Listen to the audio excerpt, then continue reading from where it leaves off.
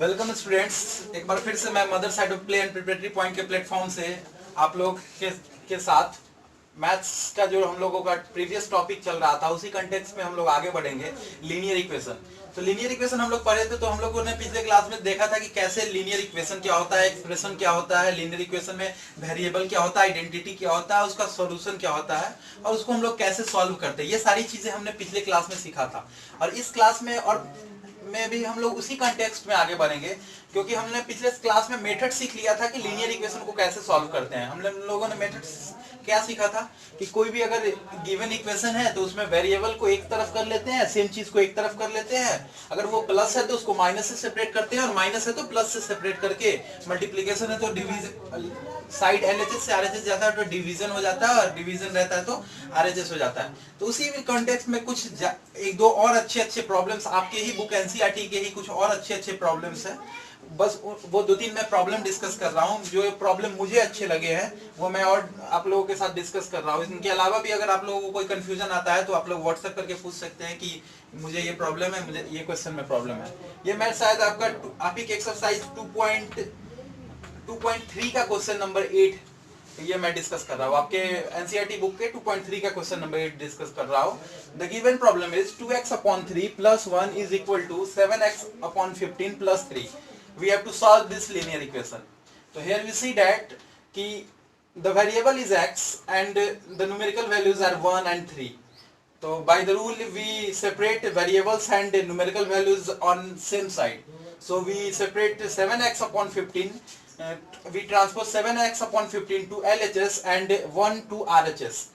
On transposing, while the process of transposing, 7x/15 takes minus sign and 1 also takes minus sign in RHS. And while taking LCM 3 and 15, we get LCM as 15, and when we divide 3 to 15 it gives 5, and 5 into 2 it gives 10x, and when we divide 15 to 15 it gives 1, and when we multiply 1 into 7x it gives 1. Then after solving we will get 3x/15, and on right hand side we will get 2. On further solving we get 3x is equal to 2 into 15 and 3x is equal to 30.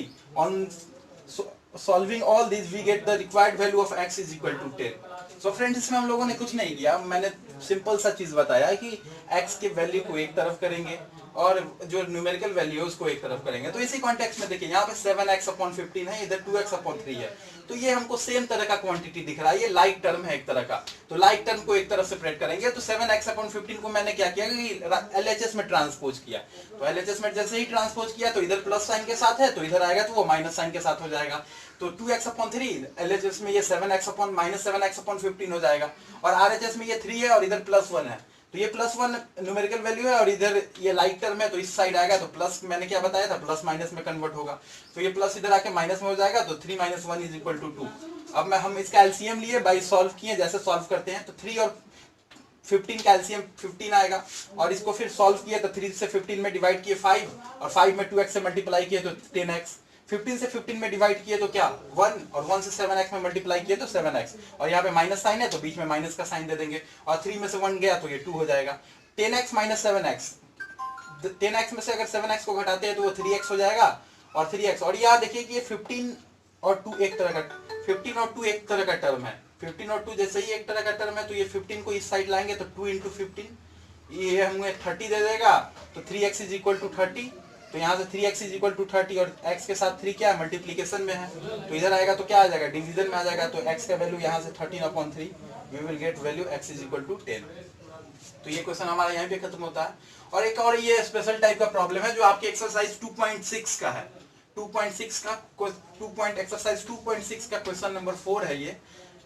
बस इतने ही type के problems हैं, मतलब ये normally linear equation solve करने का आपकी book में इससे ज्यादा स्टैंडर्ड के प्रॉब्लम नहीं दिए गए हैं, ये मैक्सिमम है। मतलब ये सारे मैंने कल जितना बताया था और आज ये 2 बता रहा हूँ, इसमें आप न्यूमेरिकल वाला जितना भी क्वेश्चन है वो सारा का सारा सॉल्व कर सकते हैं।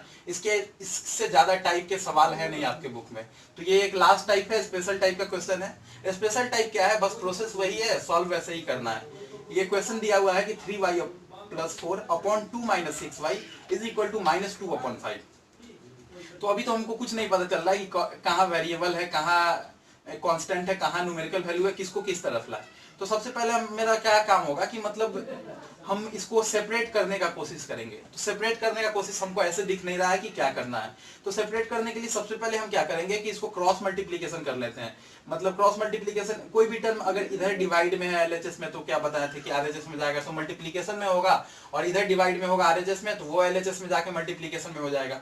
तो यहाँ पे देखिए कि ये पूरा टर्म 2 - 6y, ये पूरा टर्म इसमें डिवाइड में है एलएचएस में, और इधर 5 डिवाइड में है आरएचएस में। तो हम क्या करेंगे कि अगर इसको अगर एलएचएस में ले जाएंगे इस पूरे टर्म को, तो ये पूरा टर्म -2 में मल्टीप्लाई हो जाएगा, और ये 5 वाला टर्म अगर एलएचएस में ले जाएंगे तो ये 5 वाला टर्म इस पूरे टर्म में मल्टीप्लाई हो जाएगा।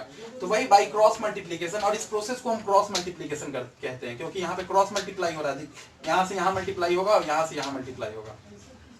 तो बाई क्रॉस मल्टीप्लीकेशन हम किए तो 5 को इससे मल्टीप्लाई किए तो क्या आ रहा है 5 × 3y + 4 और -2 × 2 - 6y। जैसे ही इसको किए और 5 से इस पूरे में मल्टीप्लाई करेंगे, और -2 से, ये नहीं कि -2 से 2 में मल्टीप्लाई कर देंगे, -2 से इस सारे टर्म में मल्टीप्लाई करेंगे और 5 से सारे टर्म में मल्टीप्लाई करेंगे। तो 5 से जैसे ही इसमें मल्टीप्लाई करेंगे तो 5 × 3y + 4, तो इसको सॉल्व करेंगे तो 5 × 3y कितना 15y + 5 × 4 20। -2 से मल्टीप्लाई करेंगे तो -2 × 2 -4, और -2 से मल्टीप्लाई करेंगे -6y में तो +12y। और अब हम क्या कहें कि लाइक टर्म को एक तरफ लाना है, तो y वाला यहाँ है, y वाला यहाँ है, तो इधर एलएचएस में हम 12y को ले आते हैं, तो 15y - 12y हमको दे देगा वैल्यू 3y, और यहाँ न्यूमेरिकल वैल्यू 20 है, यहाँ न्यूमेरिकल वैल्यू -4 है, तो -4 - 20 कितना हो जाएगा -24 हो जाएगा। तो 3y अपॉन -24 हो गया, और 3y के साथ किस पे है मल्टीप्लीकेशन में है, तो इधर आएगा तो फिर क्या हो जाएगा ये डिवीजन में हो जाएगा, तो y का वैल्यू क्या हो जाएगा -24 अपॉन 3, तो ये y = 8। तो ये यहाँ से सोल्यूशन हमको मिल गया कि y = 8। तो आपके बुक में स्टूडेंट इससे ज्यादा प्रॉब्लम नहीं है, आप 2.1 से लेके 2.6 तक का एग्जाम्पल एक्सरसाइज का जितना भी न्यूमेरिकल प्रॉब्लम होगा, जितना भी न्यूमेरिकल एक्सेप्ट वर्ड प्रॉब्लम, जितना भी न्यूमेरिकल प्रॉब्लम होगा वो सारा का सारा सॉल्व कर सकते हैं। अगर फिर भी आपको कोई दिक्कत आती है तो आप हमें व्हाट्सएप कीजिए या फिर मैसेज कर सकते हैं। ये मैं अपना नंबर भी दे देता हूँ कि इस नंबर का आप व्हाट्सएप करके हमसे पूछ सकते हैं अगर कोई भी प्रॉब्लम आएगी तो आपको। ये मेरा नंबर है 8540964357।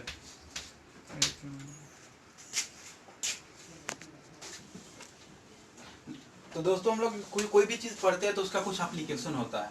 तो यहाँ पे वर्ड प्रॉब्लम जैसे कि लीनियर इक्वेशन में है, तो लीनियर इक्वेशन का क्या एप्लीकेशन है वो मैं आपको बताता हूँ। लीनियर इक्वेशन का एप्लीकेशन क्या है कि आपको किसी भी स्टेटमेंट दिया रहेगा उसको सॉल्व करने में हेल्प होता है लीनियर इक्वेशन का। जैसे कि कोई भी मैथमेटिकल स्टेटमेंट दे देगा, वो मैथमेटिकल टर्म से रिलेटेड स्टेटमेंट दे देगा, तो ये वर्ड प्रॉब्लम एक तरह का एप्लीकेशन है, इसका एक्सटेंडेड फॉर्म है जिसको हम लोग लीनियर इक्वेशन के थ्रू सॉल्व करेंगे। So let us deal with a problem. Here is the problem. The problem is given as the sum of two numbers is 74. One of the numbers is 10 more than the other. What are the numbers? It is given that कि कोई दो number है, कोई दो number हमें पता नहीं कौन सा दो नंबर है। दो नंबर का सम दोनों को जोड़ने पे हमको 74 आ रहा है, 74 आ रहा है, और दिया हुआ है क्वेश्चन में कि उसमें का एक नंबर दूसरे से 10 ज्यादा है। क्या दिया हुआ है हमारे गिवन क्वेश्चन से कि एक नंबर दूसरे से 10 ज्यादा है, तो वो नंबर कौन कौन होंगे। तो हम क्या किए कि हमें कुछ पता नहीं है कि क्या है, इसको हमको लीनियर इक्वेशन में डेवलप करना है, लीनियर इक्वेशन के फॉर्म में लाना है, फिर इसको सॉल्व करना है। तो हमको बेसिक सा मेरा आइडिया क्या क्लिक करेगा कि हमको पता नहीं है कि कौन सा नंबर है।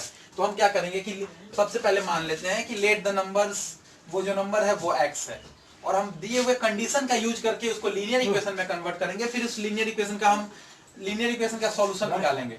तो हम मान लिए कि वो नंबर x है, और अकॉर्डिंग टू क्वेश्चन a/q का मतलब क्या होता है,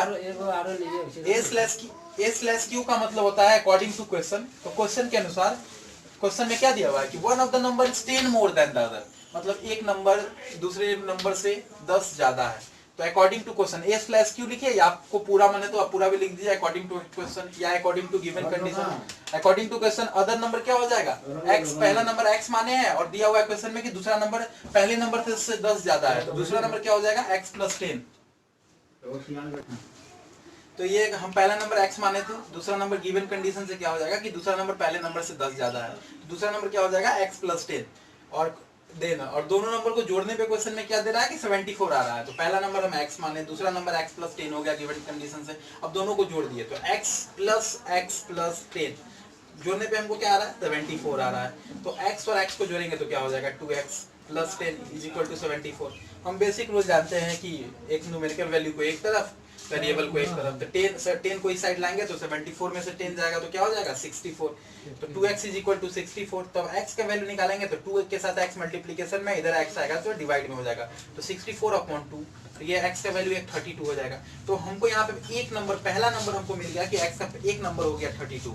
हमको निकालना है क्वेश्चन में व्हाट आर द नंबर्स, मतलब दोनों नंबर निकालना है कि ऐसा दोनों नंबर कौन है जिसको जोड़ने पे 74 आ जाए और एक नंबर दूसरे नंबर का से 10 ज्यादा है। तो पहला नंबर तो हमको निकल गया 32। तो पहला नंबर हम x माने थे तो 32 निकल गया। गिवन कंडीशन से दूसरा नंबर क्या हो जाएगा, दूसरा नंबर x प्लस 10 है, तो x प्लस 10 क्या हो जाएगा, x प्लस 10। पहला नंबर x हम निकाले कितना 32x निकाले हैं, और दूसरा नंबर क्या है x प्लस 10, तो x 10 plus 32, 32 plus 10 gives you 42।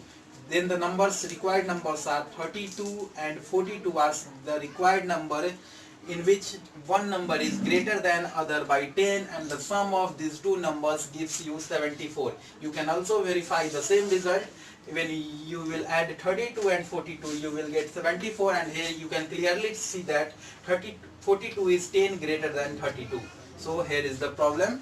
You can solve further more problems in the same manner.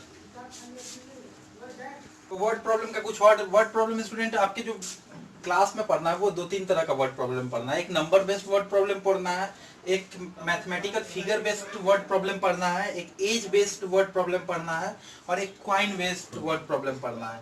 तो एक नंबर बेस्ड का तो बेसिक सा एग्जांपल मैंने करके आपको बताया है। एक दूसरा देखते हैं कि नंबर बेस्ड, वो फिगर बेस्ड वर्ड प्रॉब्लम क्या होता है। जैसे कि आपको कोई रेक्टेंगल दे देगा, कोई स्क्वायर दे देगा, कोई क्वाड्रिलेटरल दे देगा, उसका कोई गिवन कंडीशन दे देगा, उसका पेरीमीटर दे देगा, तो उस कंडीशन पे आपको देखना होगा कि क्या क्वेश्चन होगा और कैसे उसका हम सॉल्यूशन करेंगे। वो आपको कंडीशन दिया रहेगा, जैसे दे देगा कि स्क्वायर का एक साइड दूसरे से इतना बड़ा है, रेक्टेंगल का एक साइड दूसरे से इतना छोटा है, और उसका एरिया दे देगा, आपको बोलेगा कि साइड क्या क्या है ऐसे निकालो। या फिर पेरीमीटर दे देगा, एक साइड बोलेगा दूसरे से इतना बड़ा है और पेरीमीटर दे देगा, बोलेगा सारा साइड निकालो। तो इस तरह का आपको प्रॉब्लम होगा। तो आपको तो पता ही होगा, बेसिक सा चीज मैं बता देता हूँ कि आप लोग सब जानते भी होंगे, फिर भी बता देता हूँ कि एरिया ऑफ रेक्टेंगल क्या होता है। एरिया ऑफ रेक्टेंगल होता है, आप सब जानते हैं कि एरिया ऑफ रेक्टेंगल होता है length into breadth, length into breadth होता है। मतलब रेक्टेंगल एक ऐसा क्वाड्रिलेटरल होता है जिसका आमने और सामने का जो दो साइड होता है वो बराबर होता है। जैसे कि लेंथ ये अगर 10 होगा तो सामने वाला भी 10 होगा, और ये अगर 15 होगा तो सामने वाला भी 15 होगा। तो it is a special type of quadrilateral in which opposite sides are equal and each angle is 90 degree. और इसकी रेक्टेंगल की एक और क्वालिटी होती है कि हर एंगल 90 डिग्री होती है। तो इसका तो हम लोगों को डिटेल स्टडी नहीं पढ़ना है कि रेक्टेंगल क्या होता है, वो ज्योमेट्री का पार्ट है, लेकिन यहाँ पे बस उसका एप्लीकेशन यूज होगा कि एरिया ऑफ रेक्टेंगल का यूज करेंगे, पेरीमीटर ऑफ रेक्टेंगल का यूज करेंगे, इस तरह का कॉन्सेप्ट आएगा, उसको हम लोग यूज करेंगे कि क्या होता है ये। तो इसी कॉन्टेक्स्ट में आगे स्टूडेंट आप ही के बुक का पेज नंबर 25, पेज नंबर आप लोग 25 देखिएगा, तो उसका एग्जांपल नंबर 6 है, वो आप लोग समझने की कोशिश कीजिएगा। आप लोग सब जब पढ़ाई कीजिएगा तो ये पेज नंबर 25 आप लोग निकाल के बैठिएगा, और उसका क्वेश्चन दिया हुआ है कि the perimeter of a rectangle is 13 centimetre. The perimeter of a rectangle is 13 centimetre, मतलब कि किसी रेक्टेंगल का पेरीमीटर 13 सेंटीमीटर दिया हुआ है, and it's width it is 2 mix fraction 3/4 centimetre. तो हमको इसका लेंथ निकालना है। तो पेरीमीटर ऑफ रेक्टेंगल आप लोग जानते हैं ना, पेरीमीटर ऑफ रेक्टेंगल क्या होता है। जैसे कि कोई रेक्टेंगल दिया हुआ है, जैसे ही कोई रेक्टेंगल दिया हुआ है तो इसका पेरीमीटर क्या होता है 2 इंटू लेंथ प्लस ब्रेथ। मतलब इसके चारों साइड को जो ऐड करते हैं, चारों साइड को ऐड करने पे जो हमको हमारा न्यूमेरिकल वैल्यू मिलता है वही इसका पेरीमीटर होता है। तो रेक्टेंगल का पेरीमीटर क्या होता है, चाहे किसी भी क्वाड्रिलेटरल वाले फिगर का पेरीमीटर क्या होता है कि उसके बाउंड्री को आप ऐड कीजिए तो आपको पेरीमीटर दे देगा। तो यही क्वेश्चन है कि the perimeter of a rectangle is 13 centimetre. तो रेक्टेंगल का पेरीमीटर दिया हुआ है 13 सेंटीमीटर, और उसकी चौड़ाई दी हुई है 2 मिक्स फ्रैक्शन 3/4, मतलब कि 4 इंटू 2 आपको दिया हुआ है कि पेरीमीटर दिया हुआ है। यहाँ पे क्वेश्चन में मैं लिख रहा हूँ, क्वेश्चन आप लोग बुक से देख लेना। पेरीमीटर जो दिया हुआ है, पेरीमीटर दिया हुआ है आपको 13 सेंटीमीटर, और विड्थ दिया हुआ है रेक्टेंगल का, विड्थ दिया हुआ है 2 मिक्स फ्रैक्शन 3/4 सेंटीमीटर। तो बोल रहा है कि इसका लेंथ हमको निकालना है, इसका लेंथ निकालना है हमको। लेंथ क्या होगा इस पेरीमीटर का, देखिए क्या दिया हुआ है, ये मैं लिख दिया, शॉर्ट में लिख दिया कि क्या क्या दिया हुआ है। ये रेक्टेंगल कोई दिया हुआ है, रेक्टेंगल का पेरीमीटर मतलब हमको 13 सेंटीमीटर दिया हुआ है, इसका विड्थ मतलब कोई साइड एक चौड़ाई दिया हुआ है वो 2 मिक्स फ्रैक्शन 3/4 दिया हुआ है, तो इसका बोल रहा है लेंथ कैसे निकलेगा। तो लेंथ निकालने के लिए इसका हम कुछ नहीं करेंगे, तो हमको आप इसको बनाने के लिए हम क्या करेंगे, बेसिक सा चीज क्या है कि पेरीमीटर ऑफ रेक्टेंगल होता क्या है।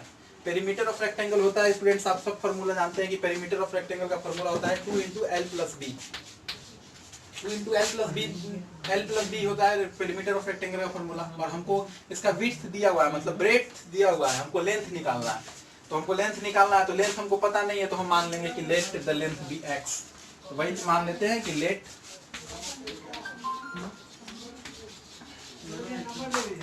The length be x।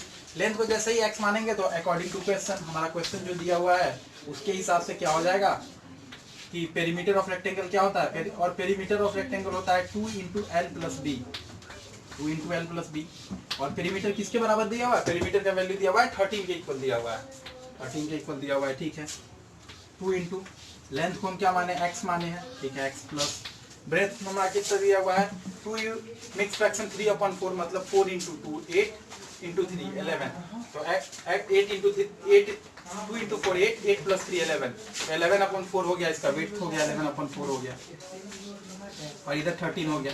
तो इसको आप सॉल्व कीजिएगा तो क्या होगा, अब इसको सॉल्व कीजिएगा तो बेसिक सी बात है कि ये 2 इधर मल्टीप्लाई में है इसके साथ, तो इधर आएगा तो डिवाइड में हो जाएगा।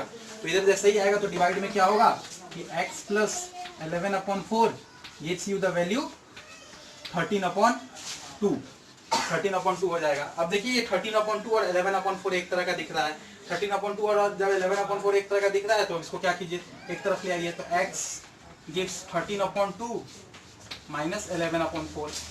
इसको लाके आप सॉल्व कीजिएगा तो 2 और 4 कैल्शियम क्या आएगा, 2 और 4 कैल्शियम आएगा 4 आएगा, तो 2 से 2 करेंगे 2, 13 × 2 26, 4 से डिवाइड करेंगे 1 × 11 11, तो ये दे देगा आपको 15/4। तो मतलब इसका हमको x निकालना था, x हमको निकल के आ गया, x क्या निकल के आया है 15/4 आया है। 15/4 मतलब इसको अगर मिक्स फ्रैक्शन में आप लिखना चाहिएगा तो 4 से डिवाइड कीजिएगा, मैक्सिमम टाइम 3 टाइम्स लगेगा, 4 3 = 12 और बच जाएगा कितना 3 और 4, 4 3 = 12 × 3, तो 3/3/4 3 मिक्स फ्रैक्शन 3/4 सेंटीमीटर इसका लेंथ हो जाएगा। तो इसी तरह से आपको क्वेश्चन को डील करना है। मैं एक बार फिर से आपको बता दूं जिन बच्चों को शायद प्रॉब्लम में समझने में दिक्कत हुई है कि कोई रेक्टेंगल दिया हुआ है, तो रेक्टेंगल दिया हुआ है तो उसका पेरीमीटर दिया हुआ है, पेरीमीटर कितना दिया हुआ है 13 सेंटीमीटर, और पेरीमीटर अभी हम आपको बताएं कि चारों साइड का सम करने पे होता है। पेरीमीटर 13 सेंटीमीटर दिया हुआ और इसकी चौड़ाई दी हुई है 2 मिक्स फ्रैक्शन 3/4। मतलब मान लीजिए कि अगर ये रेक्टेंगल है तो इसका ई साइड आपको दे दिया है 2 मिक्स फ्रैक्शन 3/4, और ये जब ये 2 मिक्स अपॉन 3/4 है तो इधर वाला भी वही उतना ही होगा। लेंथ हमको पता नहीं है तो लेंथ को अगर x मानेंगे, ये अगर x होगा तो इसके सामने वाला भी x होगा बाय डेफिनेशन ऑफ रेक्टेंगल। और अब अकॉर्डिंग टू क्वेश्चन लगा दिए कि 2 पेरीमीटर ऑफ रेक्टेंगल कितना होता है 2 × लेंथ प्लस ब्रेड्थ। जैसे ही 2 × लेंथ प्लस ब्रेड्थ होता है और ये दिया हुआ है कितना, ये दिया हुआ है 13 के बराबर पेरीमीटर अकॉर्डिंग टू क्वेश्चन। तो कुछ नहीं कि हम लेंथ को x माने, लेंथ की जगह पे x डाल दिए। ब्रेड्थ मेरा कितना दिया हुआ है, विड्थ मतलब मेरा दिया हुआ है 11/4, इसको तोड़ के आप लिखिएगा तो 11/4 आएगा। अब यहाँ देखिए 2 मल्टीप्लाई में है तो इधर आएगा तो डिवाइड में हो जाएगा, तो x + 11/4 इधर आएगा तो डिवाइड में 13/2। तो x को फर्दर सॉल्व करेंगे तो x = 13/2 - 11/4। तो इसको फिर फर्दर आप सॉल्व करिएगा तो x का वैल्यू आपको 15/4 आ जाएगा, और x मेरा लेंथ है और क्वेश्चन में वही चीज बोल रहा था हमको निकालने के लिए। तो इस तरह से हमारा प्रॉब्लम है। तो इसी तरह से हम स्टूडेंट्स वर्ड प्रॉब्लम भी वही है, बस आपको लीनियर इक्वेशन में कन्वर्ट करना आना चाहिए लैंग्वेज पढ़ के। आप उसको तोड़ के पढ़ के समझने की कोशिश कीजिए कि क्वेश्चन में क्या दिया हुआ है, क्या डाटा दिया हुआ है, कहाँ से हम वो मेरा लीनियर इक्वेशन बन जाएगा। और एक बार लीनियर इक्वेशन बन जाएगा, एक बार आपका अगर लीनियर इक्वेशन बन जाएगा तो आप इसको फिर सॉल्व कर ही लेंगे। एक बार अगर आपका लीनियर इक्वेशन बन जाएगा तो उस चीज को आप सॉल्व कर ही लेंगे। तो वही आपका एग्जांपल नंबर 6 है, एक बार फिर से देख लीजिएगा, बुक से क्वेश्चन देख लीजिएगा और बुक से क्वेश्चन देख के फिर इसको समझने का कोशिश कीजिएगा। तो और इसमें फर्दर एक दो तरह का और प्रॉब्लम है स्टूडेंट, एक एज प्रॉब्लम है और एक क्वाइन वाला प्रॉब्लम है, और बाकी सब नंबर बेस्ड प्रॉब्लम है। अगर आपको थोड़ा सा लैंग्वेज समझने में आता है तो आप अच्छे से नॉर्मली इक्वेशन बना के आप सॉल्व कर सकते हो। तो स्टूडेंट आज की क्लास तो हम इतना ही रखेंगे, लेकिन इस क्लास की क्या खास बात है कि आप अपने लीनियर इक्वेशन जो आपका चैप्टर है, आपका जो लीनियर इक्वेशन चैप्टर है उसका आप सारा का सारा वर्ड पहले न्यूमेरिकल प्रॉब्लम स्टार्टिंग से स्टार्टिंग से 2.1 आपको कल ही बोला था बनाने के लिए, आप 2.1 कर लिए होइएगा, अच्छी बात है। 2.1 करने के बाद 2.2 का वर्ड प्रॉब्लम का जितना आपसे हो सके एग्जाम्पल और एक्सरसाइज का जितना हो सके आप ट्राई अटेम्प्ट लेके देना है, देखना है आपको। मैं ये नहीं कह रहा कि बना ही के आना है, आप ट्राई करके देखना जितना आपसे हो सके। आप एग्जाम्पल पढ़ के एग्जाम्पल समझने की कोशिश करना, पहले एक बार खुद से दिमाग लगाना, नहीं होगा तो आप सॉल्यूशन देख के समझने की कोशिश करना। अगर फिर भी ना समझ में आए तो मुझे बताना कि कौन कौन से क्वेश्चन में प्रॉब्लम है। और एक्सरसाइज का भी सिमिलरली उसी तरीके से देख लेना कि आप एक्सरसाइज में आपसे कहाँ तक हो रहा है, वो करके देखना। और इसके बाद तो 2.2 के बाद सारा का सारा 2.3 में वर्ड प्रॉब्लम है, ये मतलब न्यूमेरिकल प्रॉब्लम है, ये तो मैंने कल ही दिया था, तो ये तो पूरा करना ही है। और इसके अलावा 2.5 पूरा करना है और 2.6 पूरा करना है। 2.5 पूरा करना है मतलब 2.6 पूरा करना है। ओवरऑल बातें ये है कि आपको ये लीनियर इक्वेशन जितना आपसे हो सके, 2 दिन का आपके पास टाइम भी दिया जाएगा, मतलब 2 दिन के बाद, आज से ठीक 2 दिन के बाद मैं एक डाउट क्लास रखूंगा जिसमें आपका पूरा लीनियर इक्वेशन में जितना तरह का जो क्वेश्चन प्रॉब्लम है, 2-2.5 घंटे का हमारा डाउट क्लास चलेगा, जिसमें जितना सारा प्रॉब्लम बच गया है लीनियर इक्वेशन का, या फिर आपको जितना प्रॉब्लम होगा आप सब व्हाट्सएप करना, वो सब का सॉल्यूशन मैं दे दूंगा। फिलहाल के लिए आज की क्लास के लिए इतना ही रखते हैं लीनियर इक्वेशन का। तो लीनियर इक्वेशन में हम लोगों ने इस क्लास में जितना पढ़ा है, आप नया क्वेश्चन का प्रैक्टिस कीजिए और जितना बोला गया पहले एनसीईआरटी को पूरा कीजिए विद सॉल्व एग्जाम्पल, क्योंकि एग्जाम में बेसिकली इसी कॉन्सेप्ट से क्वेश्चन आने हैं। सो स्टूडेंट्स, आज की क्लास के लिए हम इतना ही रखते हैं। और जाते जाते एक चीज़ मैं बताता हूँ आप लोगों को कि हम लोग अभी कोरोना वाला दौर चल रहा है, लेकिन पढ़ाई में हमारा लॉकडाउन नहीं होना चाहिए। पढ़ाई में लॉकडाउन नहीं होना चाहिए तो उसके लिए पता है क्या बनना चाहिए कि एक जाते जाते एक मोटिवेशन है, इसको आप लीजिए, या फिर आप इसको एज ए एंटरटेनमेंट पर्पस लीजिए कि आपको बूस्ट कर दे कि हमें किसी से ऐसा बनना है कि किसी से हमें कुछ मांगना ना पड़े। किसी से कुछ मांगना ना पड़े तो इसका मतलब क्या पता है कि खुद ही को कर तू बुलंद इतना, कि खुद ही को कर तू बुलंद इतना कि खुदा भी तुझसे आकर पूछे कि बोल तेरी रजा क्या है। तो इन्हीं बातों के साथ आज का हम अपना क्लास स्टूडेंट एंड करते हैं। Thank you.